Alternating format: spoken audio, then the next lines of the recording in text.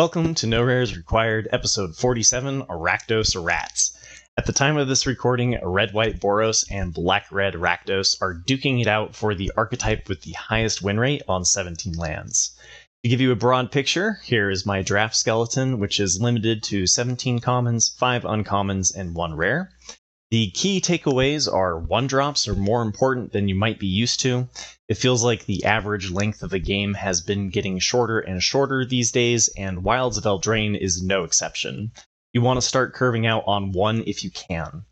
Rakdos also has many options for good removal at common. Candy Grapple and Torch the Tower specifically are awesome.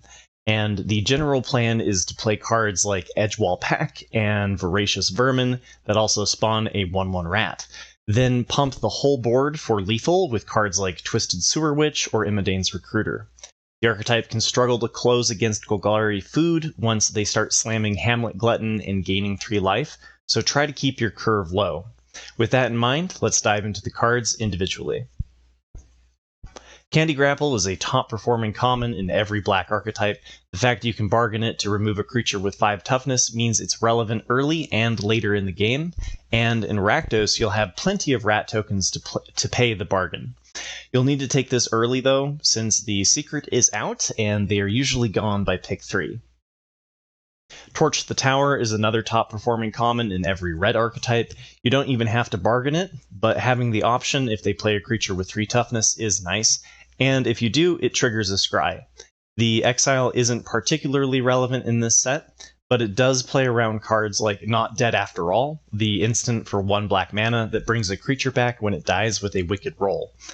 And I've started to see that card creep into more and more builds, especially Golgari. Cut-in is especially nice in Boros and Rakdos because you aim to have an ample supply of 1/1s. Putting a young hero roll on a 1/1 rat means that it can grow into a 4/4. Or my favorite synergy specific to Rakdos is on Fairy Dream Thief, which I'll point out when we get to the uncommons. As far as pick order goes, this is a little bit later than Torch the Tower and Candy Grapple, and you can usually still pick them up around pick 5. Flick a Coin had an insanely high win rate at the beginning of the set. It started to come down more where I would expect it to be, but one of the things that is especially nice about it in Rakdos is that if they chump block one of your 1/1 rat tokens with a creature with 2 toughness, you can finish it off post-combat. Even outside of rats, though, removing one of their cards while drawing a card and replacing some of the mana spent by creating a treasure token has been good in every archetype except for red-green Gruul. The other upside, too, is that this card wheels, at least when you're at a table that isn't fighting over red cards. Rat Out is the 5th piece of removal available to Rakdos at common, at least the 5th piece that caught my attention. You do want to be able to synergize off the rat token, which both White-Black Orzhov and Rakdos are able to do quite easily. Creating a body and removing a card is great, and similar to Flick a Coin, it makes it harder for your opponent to decide whether or not to chump block a rat. I also try to pick these up on the wheel, and if they are wheeling, it's a good sign that Rakdos is open enough to draft. Hopeless Nightmare's worst archetype is Rakdos, since your opponent will hardly ever be out of cards, aka Hellbent, by the time that you end the game. But if you haven't found any 1-drops, I can't stress enough that you want to be doing something other than draw pass on your turn 1. And you can bargain it later to Torch the Tower to trigger 3 scries and smooth out your early draws, which is especially nice because you can't afford to stumble in this archetype. And since you have 5 great options of removal at common, Monstrosity as a 3/1 is great early pressure, as long as your opponent doesn't have any blockers. Then, when it trades off or dies to enemy removal, it gives you a food token, which allows you to bargain something other than your rat to keep your pressure up, or to gain 3 life, which can be handy if you are in a race. Similarly, I've really enjoyed Sweet Tooth Witch. The food can be used to stabilize in a race, to pay a bargain, or with the Witch to hit them for 2 damage for each food that you have. I've won several games where I couldn't quite close out before my opponent stabilized, but top decking a Witch gave me the win. Voracious Vermin is a card I save for Rakdos only. Usually cards that create 2 bodies are great, but a 2/1 that spawns a 1/1 that can't block is really bad on defense. Rakdos doesn't care about defense though, and this can grow into a sizable threat if you're throwing waves of 1/1 rats into your opponent. Ratcatcher Trainee is great as long as you care about going wide. I guess 3 bodies in 1 card is the tipping point. It's great in Boros as well, so you might have to fight a little bit since it's one of the better 2-drops. Edgewall Pack is also good at going wide since it creates a 1/1 rat when it enters the battlefield. I've found the Menace to be quite relevant too, since you whittled away at your opponent's defenses with all of your room. And last but not least is Harried Spearguard. I aim to pick this one up late since I think people are still used to discounting 1-drops, but a 1/1 haste that spawns a 1/1 rat when it dies is exactly the sort of thing that I want to be doing in Rakdos. And now for the uncommons. Rakdos has 3 mythic level uncommons. First is Imidane's Recruiter. Similar to Red-White Boros, this is a great benefit for going wide, and can just win you the game the turn it comes down. You also can splash off treasure from Flick a Coin, or from filler like Redcap Thief, the 2/3 that creates a treasure token when it enters the battlefield. Most of the time, though, you don't need to worry about maximizing the value and can skip playing the Trained Troops adventure. It might be a little too high to say Twisted Fealty is a mythic level uncommon, but it is certainly a game winner. It's a card that has been going reasonably late, around pick 7 or 8, but I think that will change soon. I'm not picking it up pack 1 pick 1, but in both Boros and Rakdos, its power is undeniable.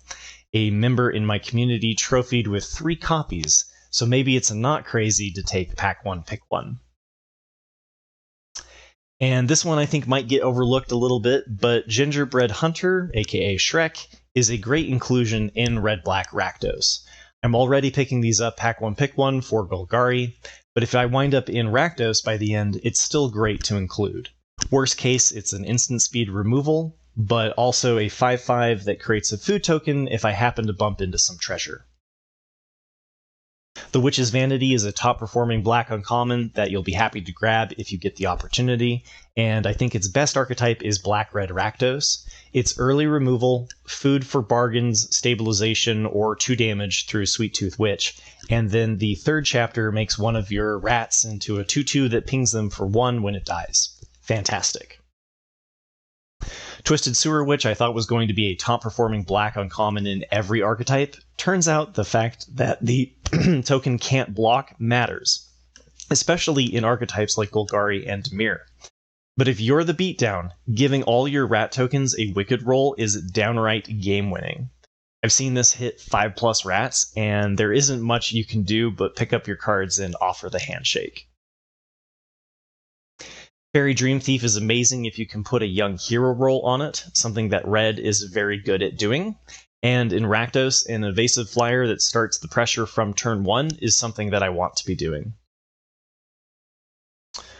The versatility of Lord Skitter's Butcher is amazing. It didn't make my draft skeleton, but it's especially nice if you haven't found a finisher like Imidane's Recruiter or Twisted Sewer Witch, since it can give your entire board menace. It's also decent as a 3-drop on a curve, since it's basically Voracious Vermin, but a better blocker as a 2/3. And another card that didn't make my draft skeleton but is amazing is Witchstalker Frenzy. It's always a good place to be when good cards can't make it into your optimal build. With all of the rat tokens, you will certainly have enough attackers to make this into a 1-cost instant that deals 5 damage to target creature. Ariet's Tempting Apple is a nice alternative to Twisted Fealty. It's a little bit more expensive, but you can sacrifice it to deal 3 damage directly to face. This is another card that wheels that I expect to see less of in the upcoming days as people figure out that the threatens in the set are worth playing even if you aren't doing the steal and sack strategy. Monstrous Rage is almost a lightning bolt in the sense that it's 3 damage for 1 red, but that's if it doesn't get disrupted by your opponent's removal.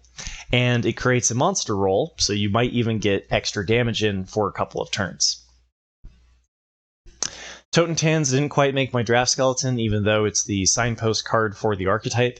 As a 2/3 for 3, it's not very aggressive, but being able to replace your bodies with rats and then threaten Death Touch is great if the game starts to sneak into the later turns. And now for the rares. I covered Lord Skitter Sewer King last week in Golgari, but to no one's surprise, its best archetype is Rakdos. You just have the most synergies with the rat tokens. Goblin Bombardment is insane.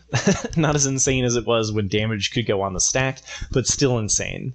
You can use it to sacrifice your opponent's creatures that you took over with Twisted Fealty or Tempting Apple. Every creature that got blocked and was going to just die can hit their face instead, or you can use it to make combat math impossible for your opponent, since you can also target their creatures. I'm going to skip Redcap Gutter Dweller since I covered it in my guide to Red-White Boros, and for the time being it's performing best in Red-Green Gruul. Song of Totentans is performing quite well in Boros and Rakdos, since if you're going wide, it's essentially an X burn spell that can hit for even more over multiple turns. And now we're far enough into the set we can cover some of the top performing mythics. Virtue of Persistence is awesome. You aren't going to play it for 7 in Rakdos, well, at least hopefully, not since you should be dead by then, or they should be dead by then, but just the adventure side is worth it. It's a sorcery speed candy grapple, giving target creature -3/-3, and you gain 2 life. Its best archetype is Golgari, in my opinion, since it has the best game plan to make it to turn 7 and start reanimating big creatures.